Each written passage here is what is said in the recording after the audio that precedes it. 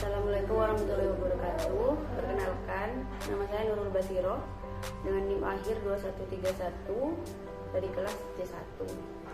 Perkenalkan, nama saya Samsiatul Rohmah, NIM akhir 2042 dari kelas C1. Perkenalkan, nama saya Budi Setiawan dengan NIM 19, NIM akhir 2121 dari kelas Public Relations C2. Oke, saya akan memulai dengan poin pertama, yaitu pengertian dari marketing public relations itu sendiri. Menurut Thomas L. Harris dalam usulan 2016, marketing public relations adalah proses melakukan, merencanakan, dan mengevaluasi kegiatan yang dapat meningkatkan penjualan dan kepuasan pelanggan. Kunci dari MPR itu sendiri adalah strategi komunikasi untuk menyampaikan informasi yang kredibel. Hasil dari penelitian menyebutkan bahwa MPR atau Marketing Public Relations itu sendiri dapat membangun kesadaran dan pengetahuan brand, terutama dalam pengenalan suatu produk tertentu atau produk yang akan diperkenalkan oleh Marketing Public Relations itu sendiri. Marketing Public Relations dinilai lebih efektif daripada iklan. Selain itu, banyak perusahaan sudah menggunakan konsultan PR atau konsultan public relation dalam kegiatan marketing public relation-nya. Dan poin selanjutnya akan dijelaskan oleh anggota kelompok saya. Kepada anggota kelompok saya dipersilakan. Yang selanjutnya yaitu peran marketing public relation, diantaranya yang pertama, membantu peluncuran produk baru. Kedua, membantu memposisikan kembali produk yang sudah matang. 3. Mempengaruhi kelompok sasaran tertentu. 4. Membela produk yang telah menghadapi masalah publik. 5. Membangun citra yang tercermin dengan baik dalam produk. Dan selanjutnya, tujuan dari MPR. Pengembangan konsep marketing public relation dianggap cukup efektif dan efisien sebagai jalur komunikasi penyebaran pesan atau informasi. MPR juga memiliki kekuatan persuasif, membujuk dan mendidik konsumennya. Adapun tujuan dari MPR yaitu 1. Membangun kesadaran dengan menempatkan cerita di media untuk membawa perhatian kepada produk, jasa, orang, organisasi, atau ide. Yang kedua, membangun kredibilitas melalui pesan dalam konteks editorial. Yang ketiga, membantu mendorong antusiasme wiraniaga dan penyalur dengan cerita-cerita tentang produk baru sebelum produk tersebut diluncurkan. Dan yang terakhir, menurunkan biaya promosi karena biaya MPR lebih rendah daripada iklan di media. Marketing public relation semakin dibutuhkan karena meningkatnya biaya promosi periklanan yang tidak seimbang dengan hasil keuntungan yang diperoleh dan keterbatasan tempat, persaingan yang ketat, promosi dan publikasi melalui media elektronik maupun media cetak dan media lainnya.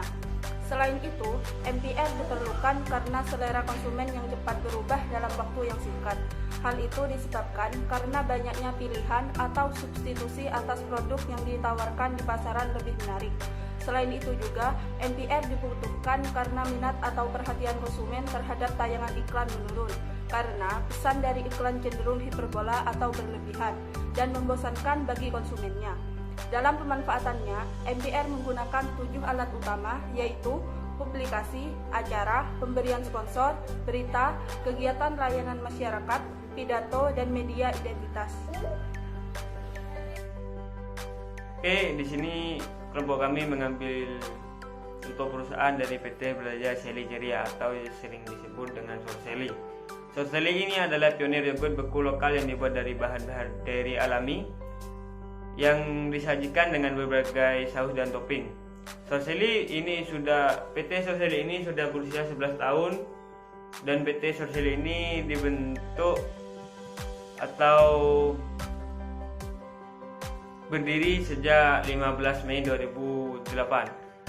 Dan outlet pertama Sorseli ini diluncurkan di Senayan City Mall pada 2008 dan pada saat itu antrian sangat memenuhi outlet frozen yogurt tersebut.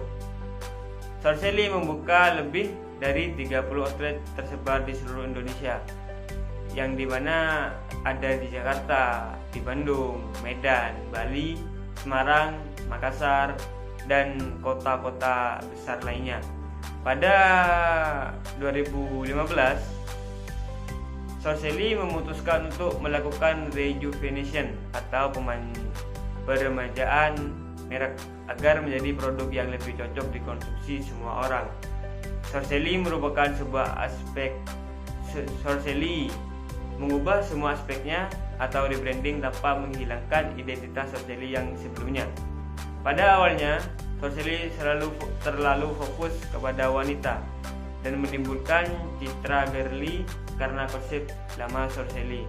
Oleh karena itu, Sourcely ingin melakukan rejuvenation untuk mengubah citranya tersebut. Tantangan pada saat itu adalah apabila Sourcely tidak melakukan rejuvenation keseluruhan atau mengubah rebranding, maka orang-orang hanya melihat Sourcely mengeluarkan produk baru, tidak ada yang menarik.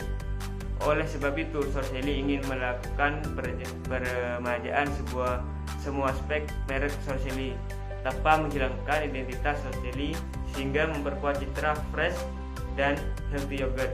Jadi di sini Sourcely ingin mengubah atau ingin rejuvenation produknya atau brandnya, tapi Sourcely ini tidak membuang identitas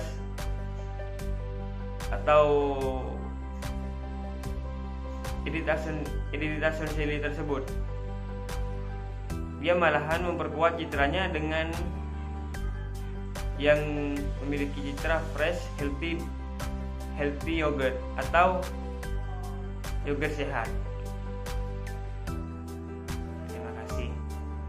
Selanjutnya akan dijelaskan oleh rekan kelompok saya. Selanjutnya peran MPR. Berdasarkan fenomena, perusahaan Sourcely menghadapi tantangan yang cukup besar yang dapat berdampak secara signifikan terhadap citra perusahaan tersebut. Dalam upaya mengikis citra girly dan memperluas pasar, maka Sourcely harus melakukan rejuvenation. Dalam melakukan rejuvenation, Sourcely memanfaatkan marketing public relation untuk membangun citra yang tercermin dengan baik dalam produk.